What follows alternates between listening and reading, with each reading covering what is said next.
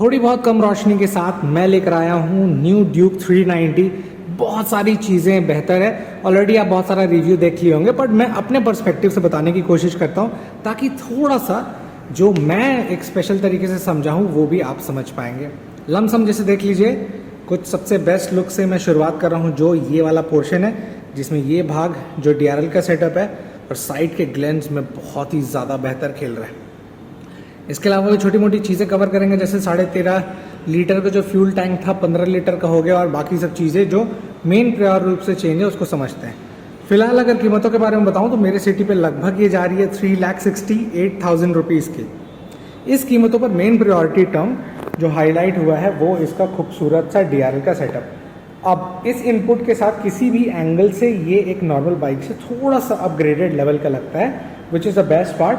क्योंकि design element में आप नोटिस करिएगा जो साइड का ये भाग है, अगर सिर्फ मैं आपको इसके हाईलाइटिंग पोजीशन दिखाऊं तो इस प्रकार का जो 4 सेक्शन पे जलता हुआ दिखता था उस पर थोड़ा सा हैवीनेस शायद ये इसलिए बढ़ा देता है क्योंकि साइड के DRL का आउटर भाग में रखा गया। अब वही इनपुट डिज़ाइन पे अगर सिर्फ चपका हुआ साइड से लुक रखते तो शायद इसका सामने का बोल्ड लुक ज़्यादा नहीं समझ में आता, बट वहीं पर साइड DRL को थोड़ा बेहतर रखने का बेस्ट पार्ट ये हुआ कि आउटर के कारण अब इसका जो टोटल हेडलैम्प का सेटअप है वो काफ़ी ज़्यादा बड़ा दिखता है। वहीं पर जैसे पास लाइट अगर मैं जलाऊं तो कुछ इस प्रकार से रिफ्लेक्शन दिख रहा है। इंडिकेटर भी साथ ही साथ जला के बता देता हूं तो वो कुछ ऐसा है। सामने आपको of course WP apex piston सामने शॉकअप सेटअप मिल जाएगा। वहीं जैसे पीछे आते हैं तो मेन खेल चालू होता है ये वाला भाग पूरी तरीके से आप समझते हैं। मैं करेक्ट राइडर पर्सपेक्टिव से बताता हूँ क्यों। आप गाड़ी जब चलाते हैं तो आंखों के सामने क्या दिखेगा। ये डिस्प्ले फॉर्मेट है जिसमें ये टिप पॉइंट है जो मैं भी उंगली रखा हुआ हूँ यहाँ तक ही डिस्प्ले है।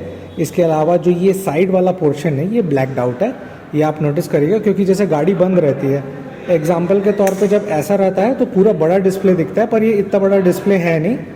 चालू करने पर जो मेन लाइटिंग पोर्शन है जो इतना लाइट अप हो रहा है वही पता चलता है कि ये थोड़ा सा डिस्प्ले है। अब इसके अलावा जैसे ये वाला भाग है हाईलाइटिंग पोजीशन के हिसाब से देखिएगा, इस साइड का और इस साइड में हल्का सा चेंज। अब कंट्रोलिंग के लिए यहाँ पर क्या दिए हुए हैं, प्रॉपर डेडिकेटेड बटन्स, जो मैं अगर क्लिक करूँ तो कुछ इस प्रकार से हो जाएगा। जैसे यहाँ पर motorcycle ride mode, ABS, MTC, launch control वगैरह सबके दिए हुए हैं।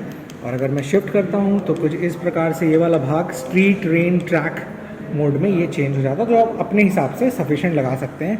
और यहाँ पर इंजन किल स्विच ऑप्शंस भी दिए हुए हैं।